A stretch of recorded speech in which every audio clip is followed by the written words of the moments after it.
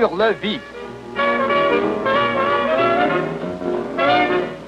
Une production de l'Office national du film. À chaque semaine, une équipe mobile de l'ONF vous invite à les suivre au cours d'un reportage éclair sur un aspect de la vie canadienne.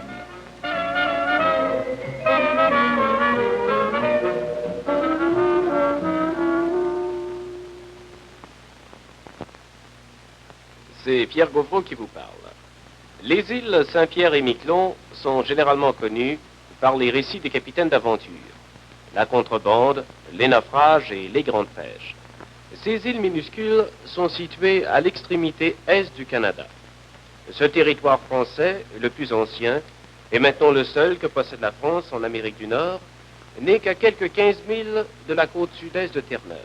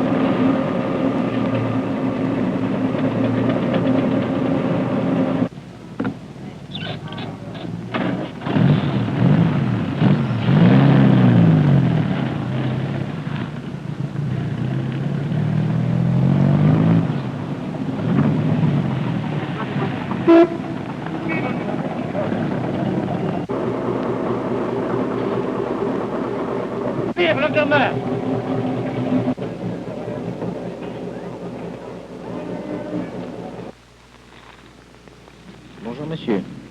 Vous avez une pièce d'identité s'il vous plaît? Oui, j'ai mon passeport. Merci. Vous êtes citoyen canadien? Oui, Né à Montréal? c'est ça, oui. Bon, c'est parfait. Alors, nous allons garder votre passeport et nous pour le viser et nous vous le ferons parvenir à votre hôtel. Est-ce qu'il y a d'autres formalités? Oui, vous devez vous présenter au bureau de la douane pour faire visiter vos bagages et procéder à l'échange de vos devises étrangères. Bonjour, capitaine. Mais prenez l'apéritif avec moi? Ah, volontiers, capitaine. Après un aussi bon voyage, c'est pas de refus. Merci. Allez-vous ici au Café de la France avec moi?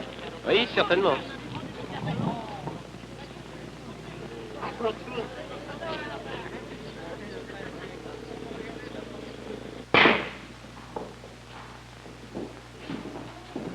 Ah, si vous voulez prendre, monsieur.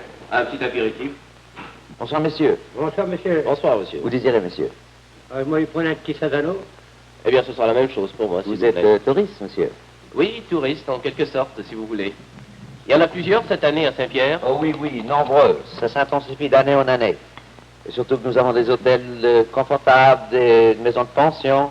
On y mange de la bonne cuisine française, arrosée de bon vin. Merci. Et quelles sont les distractions que Saint-Pierre offre aux touristes? Les distractions sont nombreuses. Il y a les bals, surtout le petit bal du samedi soir.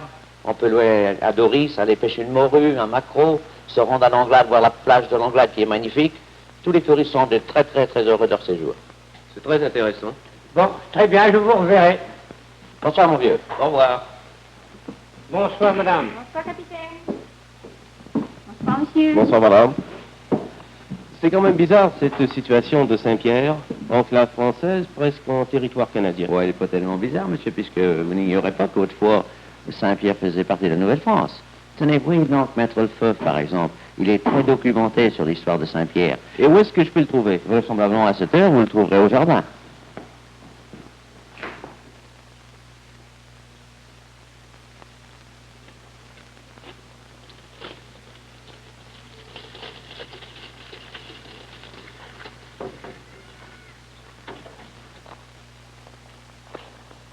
Bonjour, maître. Bonjour, monsieur.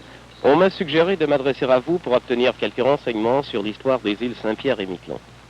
À quand remonte la découverte des îles? À vrai dire, il est à peu près impossible de fixer exactement l'époque à laquelle les îles Saint-Pierre et Miquelon furent découvertes par les marins européens qui fréquentaient les bancs de Terre-Neuve. Nous savons toutefois que Jacques Cartier visita l'archipel au XVIe siècle. Les îles furent donc rattachées au gouvernement de Québec. Non, monsieur, à celui de Terre-Neuve. Toutefois, Saint-Pierre-et-Miquelon faisait partie du diocèse de Laval, de Québec, dont Monseigneur de Laval était l'évêque. Et c'est la pêche qui attira les Français. C'est ici. certainement la pêche qui attira les Français à Saint-Pierre-et-Miquelon. Saint-Pierre, comme vous avez pu le constater, est admirablement bien situé. Ces îlots se trouvent en effet placés, si je puis dire, au centre des bancs de Terre-Neuve, qui sont peut-être les plus poissonneux du monde. Est-ce qu'il n'y a pas des personnages célèbres qui ont fait escale à Saint-Pierre? Pour respecter votre terminologie, je vous dirais que certains personnages ont visité les îles Saint-Pierre-et-Miquelon, notamment Chateaubriand, qui parle de sa visite à ces îles dans les mémoires d'Outre-Tombe, le prince de Joinville, la princesse Clotilde et d'autres encore. Et aujourd'hui, la pêche reste la principale industrie des îles? Aujourd'hui, la pêche reste encore la principale industrie des îles. Ces îles, qui furent rendues à la France en 1814 au traité de Paris, sont françaises et le resteront. Des liens infrangibles nous unissent à la France. Je vous remercie infiniment, maître, pour ces renseignements.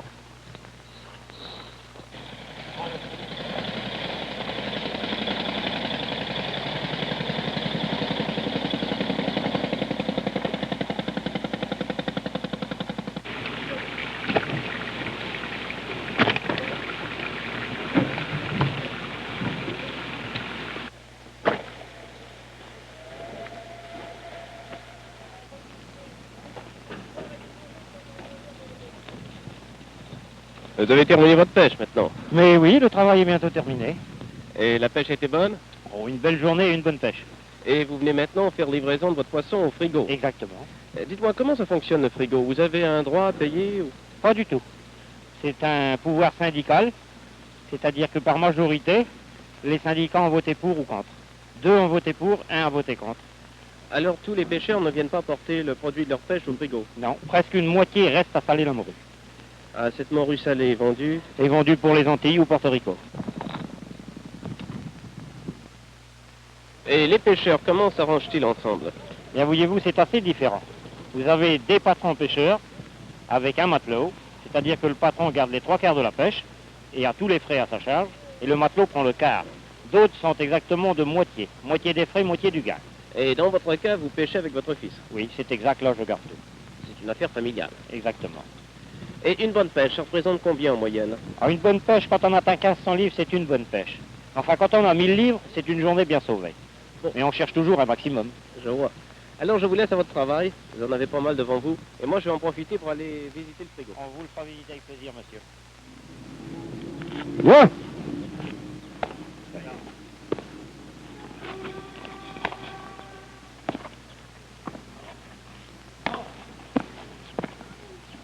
Monsieur Carica, vous êtes le président du club Saspierre-Bat, Oui, monsieur. le club de flotte basque de Saint-Pierre. Oui, monsieur.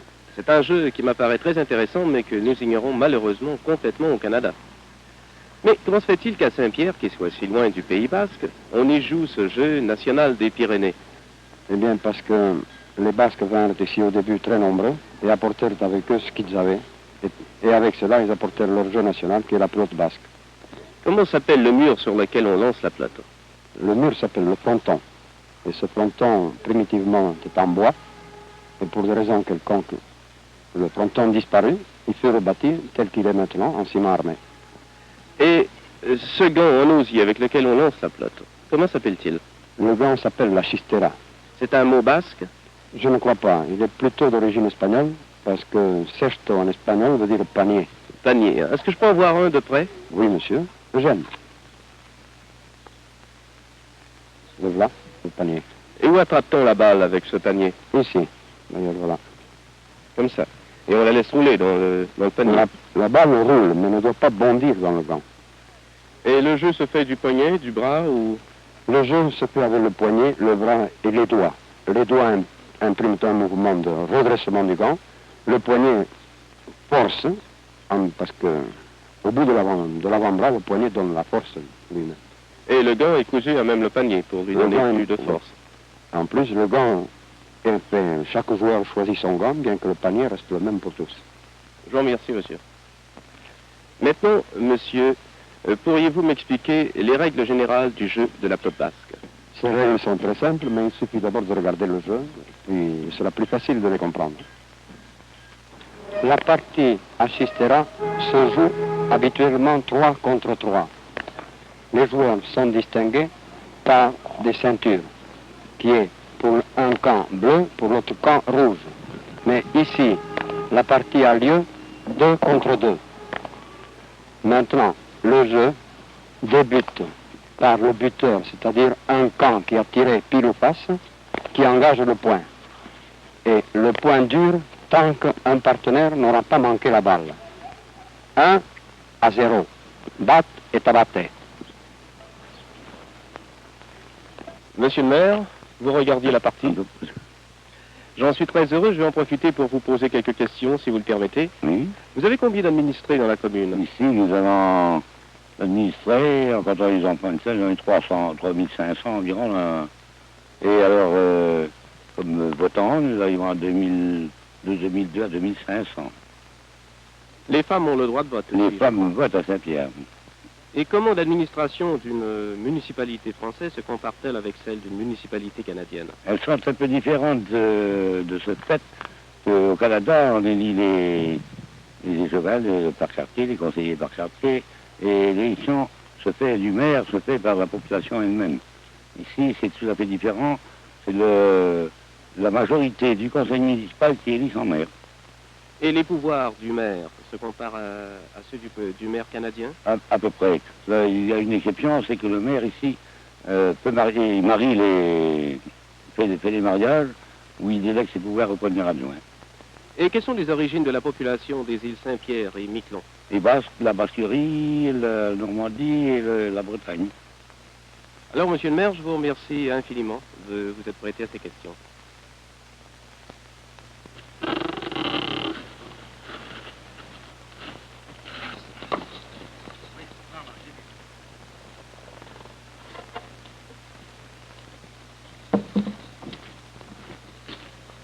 Bonsoir, monsieur. Alors, monsieur de Cheverry, votre journée de travail est terminée? Si l'on veut, c'est jamais terminé. Qu'est-ce que vous avez encore à faire? Oh, il y a encore la gasoline à mettre dans la tank, les cordes à préparer, une visite au moteur. Ça vous fait de longues journées. Vous travaillez combien d'heures en moyenne? Oh, à peu près toujours 15-18 heures.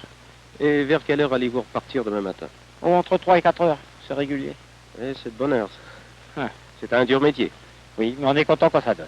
Alors, je ne vous retiens pas plus longtemps et je vous laisse aller à votre repos que vous avez bien mérité. Oh, mais c'est avec plaisir, monsieur.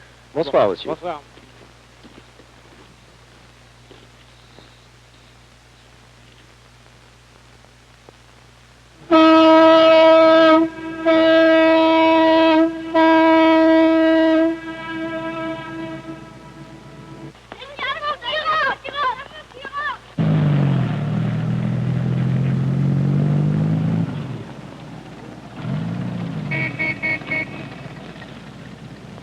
Et nous voilà rendus au terme de notre visite dans la paisible petite ville de Saint-Pierre, où à quelques milles seulement des côtes canadiennes, nous avons retrouvé l'ambiance et la traditionnelle hospitalité française. Ici Pierre Bouvreau qui, au nom de l'Office national du film, vous invite à nous revenir la semaine prochaine.